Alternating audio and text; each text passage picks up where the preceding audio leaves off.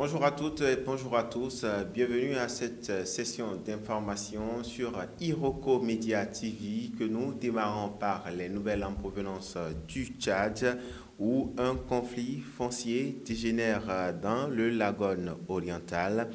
De quoi s'agit-il en réalité? Eh bien, un différend autour de la destruction des cultures a tourné au drame dans la sous-préfecture de Baké au sud du Tchad, faisant 8 morts. Le 22 septembre 2025, un champ cultivé par un habitant autochtone a été endommagé par un troupeau de bovins appartenant à un éleveur, un autochtone, déclenchant une violente confrontation entre agriculteurs, et éleveurs. L'agriculteur propriétaire du champ a été tué sur place par le berger qui lui-même a été grièvement blessé. La riposte villageoise a entraîné par la suite la mort de 3 éleveurs et le lendemain, 4 nouveaux corps ont été découverts dans le campement des éleveurs, dont 3 enfants et une femme, aggravant la tension locale selon les témoins. Le gouverneur du Lagone oriental, Toké Dadi, s'est rendu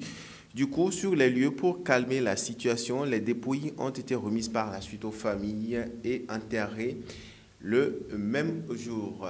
Dans le reste de l'actualité cette fois-ci, on prend la direction des États-Unis d'Amérique. Nous sommes au pays de l'oncle Sam, mesdames et messieurs. Les ministres sahéliens ont rencontré le président de la Commission de l'Union africaine dans le cadre d'une médiation angolaise visant à relancer le dialogue après plusieurs mois de tension.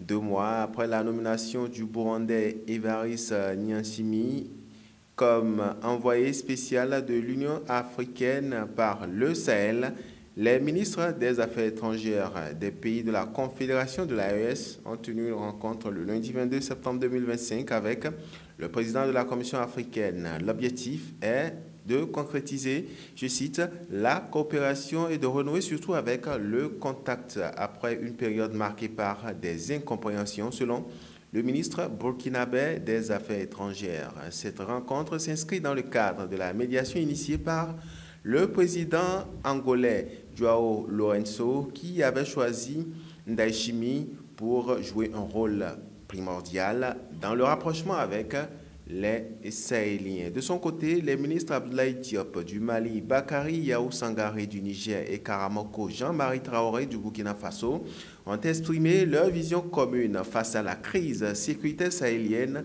lors de leur séjour à New York. Cette réunion illustre bien la dynamique de rapprochement encouragée par l'Angola avec les États suspendus de l'Union africaine suite à des coups d'État.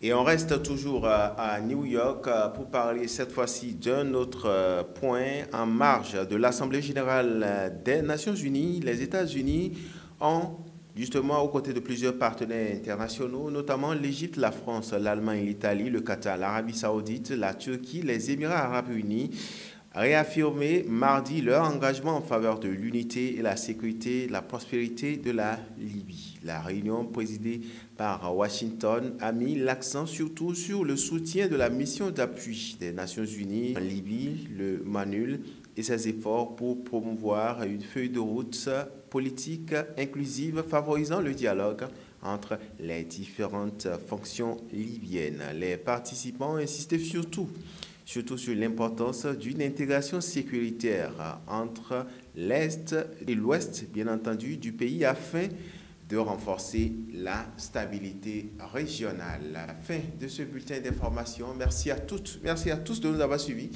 D'ici là, portez-vous bien.